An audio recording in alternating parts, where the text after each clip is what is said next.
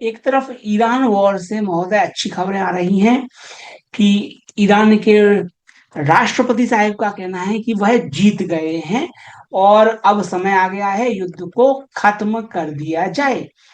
अगर ईरान अपनी जीत घोषणा कर दे, जीत जाए, बहुत अच्छी बात है, अपने दिमाग में जीत जाए, आई हैव नो इश्यू। बड़ी बात यह है कि अमेरिका भी यही कह रहा है कि भाई जी अब हम इकोनॉमिक प्रेशर लगाएंगे। युद्ध का मैदान अब विकल्प नहीं है, ये अब अमेरिका भी कह रहा है श्रीमंत। इस बैकग्राउंड में मान्यवर, हमारे देश में आज बहुत खुशी मन रही है कि साहब चाइना से 4,890 करोड़ समथिंग आ गए। ये छोटी छोटी चीजों के लिए हम खुशी मनाते हैं, तब हम भूल जाते हैं मान्यवर कि पिछले 10 वर्षों में लगातार एफडीआई गिरता चला गया। 2019-20 में जहां ये 43 बिलियन था, जो आज घट के 1 से 7 बिलियन डॉलर पर खिसक के आ गया। 43 से 7 बिलियन डॉलर तक। पिछले साल मात्र 1 बिलियन, 10 बिलियन। अब कोई कहेगा कि साहब विदेशी निवेशक भाग गए, कोई दिक्कत नहीं है, गोरे हैं भाग जाने दो। लेकिन इसका, गोरे तो भागे हैं, लेकिन इससे आपके भाई बंधुओं को, आपके भतीजे भतीजियों को, आपके सुपुत्रों सुपुत्रियों को नौकरियां नहीं मिल रही हैं। जिनकी नौकरियां हैं उनकी नौकरियां बढ़ नहीं रही हैं, क्योंकि एफडीआई डिक्लाइन लगातार हो रहा था। पिछले 15 वर्षों से लगातार मैं कह रहा हूं महोदय, 2016 में बिना बताए इन्होंने ये कर दिया। क्यों किया भाई साहब? एक बायलेटरल इन्वेस्टमेंट ट्रीटी का कानून पास हुआ बिना डिस्कशन के संसद में, जिसके अनुसार अगर कोई भारत में विवाद होता है तो उसे केवल भारत में ही सुलझाया जाना चाहिए। आपको लगेगा ये सही बात है यार, व्हाट इज द इशू? कोई विवाद है तो भारतीय कोर्ट्स में सुलझाओ। संप्रभुत्व देश है, हम आजाद देश हैं, तो सारे विवाद हमारे देश में सुलझाए जाने चाहिए। अगर आप स्वदेशी जागरण मंच से पूछो तो वो भी यही कहेंगे, बिल्कुल सही है, यही सुलझाओ। कानून पास हो गया संसद में, 1 सेकंड का डिस्कशन हुए बगैर पास कर दिया गया कानून। हम जैसे एनालिस्ट लोग दीवारों पर सर पटकते रहे, हमें ट्रेटर कहा जाता रहा, हमें देशद्रोही कहा जाता रहा, हमें काला पानी की सजा होगी ऐसा कहा जाता रहा। ठीक उसी समय गिरावट भी होती रही। हमारा कोई व्यक्तिगत नुकसान नहीं है, देश का नुकसान है। बड़ा सवाल ये था कि इनको बायलेटरल इन्वेस्टमेंट ट्रीटी में चेंज क्यों करना पड़ गया। आगे बढ़ने के पहले, ये श्रीमंत डेटा मेरा नहीं है, ये आरबीआई का डेटा है। ये डिपार्टमेंट ऑफ पब्लिक जो इन्वेस्टमेंट सब कुछ कराती है, वो डिपार्टमेंट और आरबीआई, उसका कंबाइंड डेटा है। वो बता रहे हैं कि भैया देश का बेड़ा गर्क कर दिया उस छोटे से कानून ने कि सारे विवाद भारत में सुलझाओ और 5 वर्ष तक सुलझाओ, भारत के ही कोर्ट कचहरी के चक्कर काटो। ये भारत ने कह दिया विदेशी कंपनियों से। लेकिन बड़ा सवाल यह है कि ये कहना क्यों पड़ा। कहना इसलिए पड़ा क्योंकि 2016 में इस चेंज के पहले सरकार सारे केस हार गई।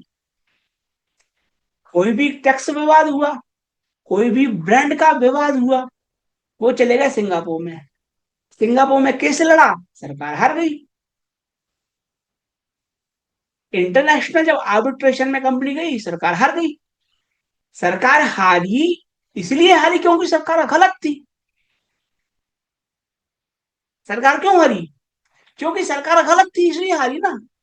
सरकार ने अपने आप में सुधार करना चाहिए था, लेकिन सरकार ने वो नहीं किया। सरकार ने कानून बदले कि अच्छा, तुम साले इंटरनेशनल आर्बिट्रेशन कोर्ट सिंगापुर में जाके केस जीत रहे हो, बड़े होशियार बनते हो। बाबू का दिमाग चला है, आईएएस बाबुओं का दिमाग चला। तुम बहुत होशियार बनते हो, हर केस लेके जाते हो इंटरनेशनल आर्बिट्रेशन कोर्ट में। नहीं, संप्रभुता का सवाल है, आजादी का सवाल है। अपनी आजादी को हरगिज हम मिटा सकते नहीं। सर कटा सकते हैं लेकिन सर झुका सकते नहीं। हमने कानून पास कर दिया कि अब सारे केस भारत में सुलझाओ, भारत में केस लड़ो, कोई विवाद है भारत में लड़ो पहले। कानून बन गया। गोरों ने कुछ नहीं कहा, कोई कुछ नहीं कहा, उन्होंने कुछ नहीं कहा। उन्होंने ये किया, उन्होंने ये किया, उन्होंने ये किया। 43 बिलियन से घटा के भारत में निवेश 7.7 बिलियन डॉलर कर दिया। हम निवेशक हैं महोदय, हम व्यापारी लोग हैं, व्यापार करना बंद कर देंगे, बात खत्म। फैक्ट्री लगाने वाला फैक्ट्री लगाना बंद कर देगा। सरकार को अब 27 में समझ में आया, अरे यार ये तो चोट हो गई, अरे यार ये तो लंका लग गई। युवा देश, युवा देश दुनिया का कहते रह गए। युवा कॉलेज से पास आउट होता रहा, युवा कॉलेज से पास आउट होता रहा, नौकरियां युवा को मिली नहीं, फैक्ट्रियां लगी नहीं। क्यों? क्योंकि विदेशी निवेश नहीं आया। और मैं आपको बता चुका हूं कि हमारा देश चूंकि इंपोर्ट ज्यादा करता है, एक्सपोर्ट हम कम करते हैं, इसलिए हमारा अर्थव्यवस्था आगे बढ़ेगी केवल एफडीआई और एफपीआई के दम पर, नहीं तो हम डूब जाएंगे। हम लोग जैसे एनालिस्ट जो 1991 का क्राइसिस देखे हुए हैं, 1991 क्राइसिस इसी कारण था कि एफडीआई भी नहीं था, एफपीआई भी नहीं था। हम खरीदते ज्यादा थे, बेचते कम थे, देश का जो फॉरेक्स रिजर्व डूब गया। तो फॉरेक्स रिजर्व बढ़ाने के लिए आपको एफडीआई एफपीआई चाहिए था, लेकिन हमने अपने पैरों पर कुल्हाड़ी मार ली। जिन लोगों ने कहा, हम जैसे एनालिस्ट ने, हम जैसे अर्थशास्त्रियों ने, कि मान्यवर थोड़ा थोड़ा सुधार कर लीजिए, तो हमें चोर चोर की पदवी दे दी गई, हमें ट्रेटर कहा गया, हमें देशद्रोही कहा गया, हमारे यूट्यूब चैनल बंद कर दिए गए, हमारे वीडियो डिलीट कर दिए गए। लेकिन महोदय, किस्मत बदलती है, किस्मत बदलती है। डेटा बहुत शक्तिशाली होता है। कल मैं रहूं ना रहूं, डेटा रहेगा। सरकार अब अमेंडमेंट कर रही है, सरकार अब बदलाव कर रही है। सरकार का अब कहना है कि कोई भी विवाद होगा तो 1 साल तक आप भारत में उसको सुलझाइए। 1 साल में अगर भारत में नहीं सुलझे तो आपको फिर इंटरनेशनल आर्बिट्रेशन कहीं भी जाना है, चले जाइए। मेरा अभी भी इनसे निवेदन है कि आप ये भी हटाइए, आज हटा लो, नहीं तो 10 साल बाद हटाना पड़ेगा। अरे भैया विवाद है, वहां भी जज बैठे हुए हैं, सुलझाओ। ये ये ईगो प्रॉब्लम है कि हमारी मूछ छोटी नहीं होना चाहिए, हमारी मूछ नीची नहीं होना चाहिए। अरे भैया विवाद है, इंटरनेशनल आर्बिट्रेशन कोर्ट में जा रहा है, सुलझाओ, निपटाओ यार, विवाद काहे खींच रहे हो विवाद। तो 1 साल पर, ये 5 साल से 1 साल पे आ गए, सुधार है, लेकिन और हो सकता है। हो जाए तो बहुत अच्छा होगा, जितने जल्दी हो जाए उतना अच्छा होगा। और जितना हुआ है उसके कारण भारत में एफडीआई निवेश बढ़ेगा। एफडीआई होता है फॉरेन डायरेक्ट इन्वेस्टमेंट, ये मतलब होता है लंबी अवधि का, इससे जॉब्स क्रिएट होते हैं। चाहे सुरजीत भल्ला साहब हो, चाहे अरविंद पनगड़िया साहब हो, जिनके जिनको मैं अपना गुरु के तौर पे स्वीकार करता हूं, जिनसे मैंने बहुत सीखा है, समझा है, उन सब ने मांग की हुई है महोदय ये कि करना चाहिए, करना चाहिए, करना चाहिए। देर आए दुरुस्त आए, और सुधार होना चाहिए। इसी बीच भारत 1.2 बिलियन डॉलर की सब्सिडी दे रही है ताकि भारत में बोरिंग मशीन्स बने, टनलिंग मशीन्स बने।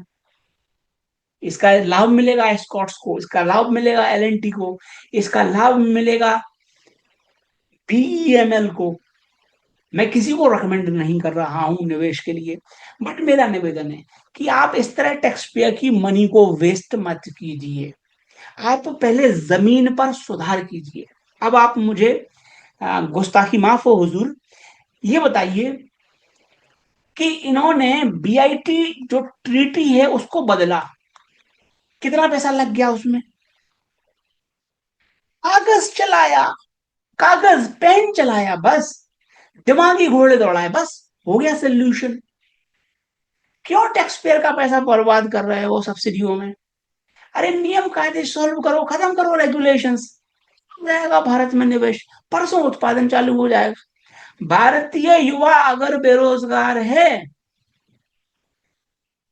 भारतीय युवा अगर बेरोजगार है, तो उसका सबसे बड़ा कारण ये नियम कायदों का मकड़जाल है। इसको हटाइए, परम पूज्य भगवान मोदी जी, तो बहुत कल्याण होगा देश का। इसी बीच महोदय, अगर कोई व्यक्ति हॉस्पिटल में होटल बनाता है तो उसको 60 लाइसेंस चाहिए। Can you even believe it? 60 licence चाहिए, और हर लाइसेंस की आयु है 1 से 3 साल। मतलब पहले लाइसेंस, 60 लाइसेंस लो, फिर 1 से 3 साल में हर लाइसेंस को रिन्यू करवाओ। ये है करप्शन की मद। वो बेतहाशा करप्शन होगा इससे। हो रहा है, इंडस्ट्री ग्रो नहीं कर रही है, कॉस्ट बढ़ रही है, इन्फ्लेशन बढ़ रही है। हम जैसे एनालिस्ट जो कहते हैं, तो दुनिया कहती है तुम साले अपनी लिमिट में रहो, तुम देशद्रोही हो।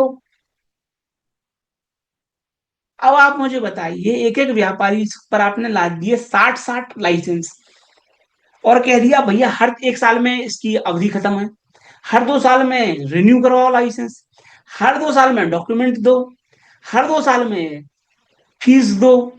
क्या तमाशा है? अरे हुजूर, मैंने इसी वीडियो में अनेकों बार कहा है कि मान्यवर आपको कट चाहिए, आपको हफ्ता चाहिए, आपको फी चाहिए, ले लो, हर साल लो। कम से कम कागजों से तो मुक्ति दो यार। फालतू के कागज भर भर के दे दे रहे हो इन लोगों को। तुम्हें यार पैसा चाहिए, लो यार, बात खत्म करो। ये सर्टिफिकेट, वो सर्टिफिकेट, ये एफिडेविट, वो एफिडेविट, क्या तमाशा बना रखा है भाई इस देश में। आपको दलाली खाना है भैया, हर महीने लो और बात पढ़ाओ आगे, फीस लो आप। और यही हो रहा है। वो कहते थे आप फलाना ढमकाना कागज लाओ, ये कागज लाओ, और उनसे पास आप 10,000 रुपए ले लो, और सारे कागज हम व्यवस्था कर देंगे, तो मैं ये रिपोर्ट दे देंगे, फोटो कॉपी करा के ले आना, बात खत्म हो जाएगी। तो इस कारण देश आगे नहीं बढ़ पा रहा था।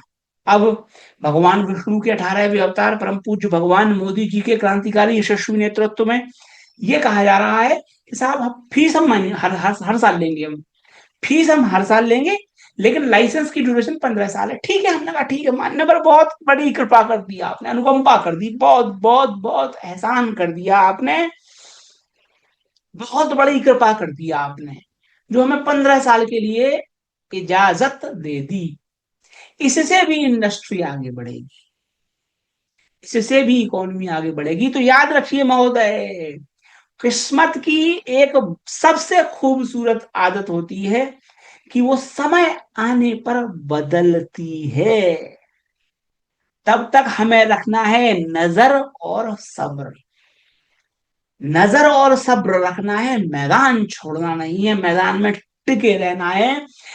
डेटा हमारे साथ है, इकोनॉमी हमारे साथ है, लॉजिक हमारे साथ है, कॉमन सेंस हमारे साथ है, विजय हमारी होगी। इन्हें हारना पड़ेगा, इन्हें धूल चाटनी पड़ेगी, चाट रहे हैं। बड़े बड़े एनालिस्ट कहते हैं साहब भारत एआई हेज बन जाएगा, भारत में निवेश आएगा। मैं भी कहता हूं आएगा, बट उसके लिए आप ये घटाइए, कल आ जाएगा निवेश। परसों निवेश आ जाएगा, और जितना निवेश आएगा उससे चौगुना आएगा, अगर आप ये कर दें तो। आज करें या 10 साल बाद करें, करना पड़ेगा।